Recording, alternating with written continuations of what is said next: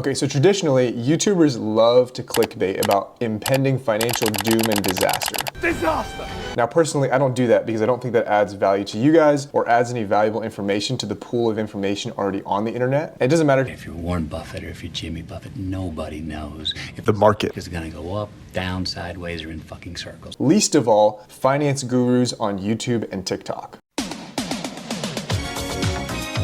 Now that being said, instead what we're here to do on this channel is to manage risk in the event of a potential financial downturn. So in the meantime, you're able to find a safe and profitable place to park your money. So earlier this year, I made a video about the best savings accounts in 2023. And obviously later now in 2023 that we are, things have changed in terms of the interest rates and the federal fund rate. But for this particular video, I didn't put savings accounts specifically because I wanted to include brokerage accounts and cash management accounts as part of the options that you should probably consider when thinking about parking your money for an extended period of time in a bank account-like situation where you have high liquidity and are able to pull your money out whenever you'd like. Now, of course, the only institutions we're going to talk about in this video are going to be FDIC insured, just like a normal bank that has that minimum of $250,000 of FDIC insurance. So a quick note about brokerage accounts and cash sweep programs is that to the end user like you and me, they operate the same in that you're able to withdraw your money and transfer to other accounts. The only key difference being that in the back end, the institution that holds the money is sweeping it into higher yield investment products to increase the overall returns that the bank is receiving in order to turn a profit on the deposits that you're making into that institution. Now, without further ado, let's jump into the 7 best places to park your money right now to get the best possible returns. So the first one I want to talk about is Robinhood. And while I understand this might be a little bit controversial, this is a brokerage account that I obviously have myself, and I actually keep a decent chunk of my portfolio in cash in Robinhood's cash management program. Now, for starters, it's important to note that Robinhood is a 4.9% APY right now on its cash management program. The caveat to this is that you have to have Robinhood Gold, which costs $5 a month. Now, before you immediately dismiss Robinhood in this entire cash management account situation because it has a $5 fee per month, if you just take a half second to think, you'll realize that a $5 a month fee is a wash if you just have $1,200 in your brokerage account throughout the entire year. That's not to include the other benefits that you get with Robinhood Gold. But again, this is not a sponsored video by Robinhood or anything like that. I'm not touting the fact that Robinhood is a great platform. I'm just saying that the 4.9% interest rate on Robinhood is pretty damn good. And it also makes it quick and easy to purchase equities in your Robinhood account when the opportunity arises. This way you wouldn't have to wait 2 or 3 days or even longer for the money to transfer from your actual checking account to Robinhood or any other brokerage to make a purchase of stocks and equities. Now, I would say that in general, Robinhood is fairly easy to use. It also offers instant deposit. And so let's say once you've deposited $10,000 into Robinhood, it gives you an instant deposit type of situation where you don't have to wait for that $10,000 to be available into your account and immediately begins accruing interest. That's also easily tracked on their website. That's another great thing that I forgot to mention at the very beginning, but that's probably one of my favorite things about the Robinhood cash management account is that they make it very clear how much interest you've accrued per month. So you can see here, this is how much I've gotten so far. And they also show your next payday in terms of the interest on your cash management account that'll be paid out at the end of the month. And of course, down here to keep you motivated, it shows your lifetime interest paid throughout the entire lifetime of your account. Now, I want to caveat utilizing Robinhood as a sort of savings account situation in that you have to be disciplined with your money in order to not use it all to purchase equities or crypto or ETFs or anything else that's available for purchase on Robinhood. Now, for me to stay disciplined, what I do is very simple. I just keep it at 50% of my entire brokerage account has to be in cash. And so for this example, I have about 100,000 in my Robinhood. And so give or take about 50,000 of that at any given time has to be in my brokerage account earning interest in the event of a potential financial downturn so that I can use it as a buying opportunity to pour money into the S&P 500 or whatever else I want to buy.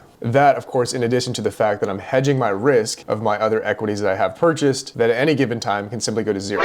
So once again, Robinhood cash management, 4.9% APY, great interest rate. The only caveat is it is $5 per month. But other than that, there's no minimum balance and no other fees associated with having that cash management account. The last thing I want to say about Robinhood is that it has a $2 million worth of FDIC insurance because of its cash sweep program. So it's swept across partner banks, as I explained earlier in this video. Now, the next one I want to touch on is Betterment, which is also a cash management account. If you guys remember from my last video talking about high yield accounts, Betterment is still a great option and actually has currently the highest interest rate available at 5.5%. Now, I think it's important to note that this 5.5% interest rate is a promotional rate, and so what you get is an extra 0.75% APY until the end of the year. So assuming this offer doesn't change, this would take effect until the end of 2023, unless they decide to change this and extend it into 2024 as well. Now, Betterment also offers $2 million in FDIC insurance, just like Robinhood, as it is a cash management account, and it's also great because it has no minimum balance and also no monthly fees, no matter what your balance is. So Betterment, another great option. Just keep in mind that the promotional rate of 5.5% is actually going to change into 4.75% once the next year rolls around. Also, I think it's worth mentioning that the 5.5% is the best rate available right now as of the making of this video. And so if you're watching this, next year or a year after, then the rate is probably going to either be much higher or much lower, and this might not be available. So the third one on this list is going to be UFB Direct. And this one is probably the most straight up option that has the highest interest rate yield right now. I had this on my list previously, and UFB Direct still maintains one of the highest interest rates. Well, actually, it is the highest interest rate if you don't consider the promotional rate offered by Betterment. And UFB Direct is a savings account,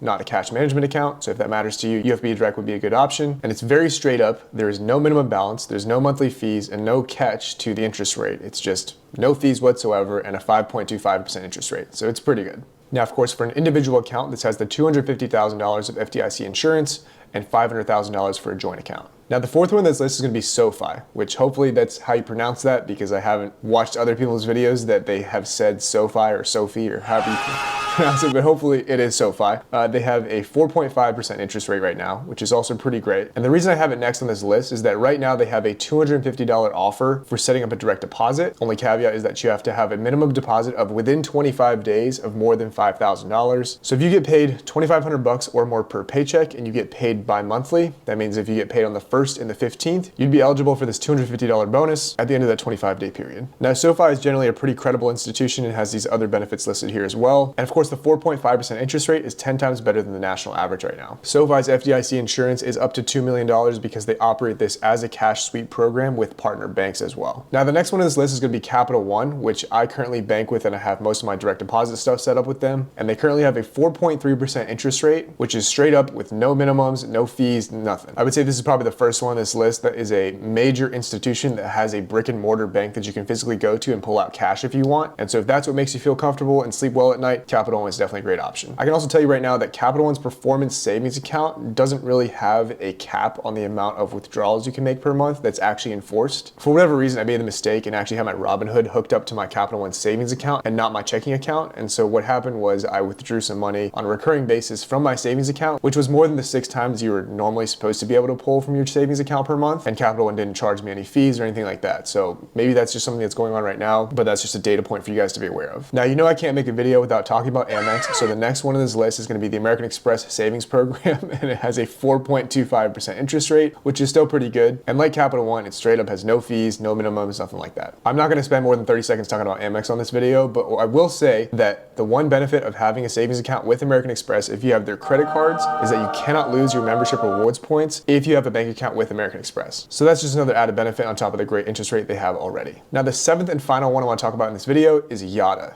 And if you haven't heard about Yotta already, it's a very unique institution that operates through Evolve Bank and Trust and currently has a 2.7% average yield on the returns per year on their bank account. Now, the key word here is average, not because Yotta is an average institution or anything like that, but because you have to average out the returns that people are getting throughout the year in terms of their winnings on Yotta. Now, let me explain this a little bit. So the idea behind it is that you have money in Yotta just like you would with a normal bank account or a savings account, and having money in that bank account with Yotta earns you tickets you can play every single day into a lottery, which gives you the potential to win up to $1 million or a Tesla or any of the other rewards people have gotten from Yotta thus far. Now, if you're the type of person that likes to win the lottery, actually, let me rephrase that. Everyone likes to win the lottery because it would be awesome if you won the lottery. But if you're the type of person that enjoys going to 7-Eleven or your Buc-ee's or whatever gas station and buying a lottery ticket and hoping to win that Mega Millions, or going to Vegas, pulling that slot machine, blowing in all the slots, I think Yotta is a great option for you, because Yotta is still a bank account where you have your money earning interest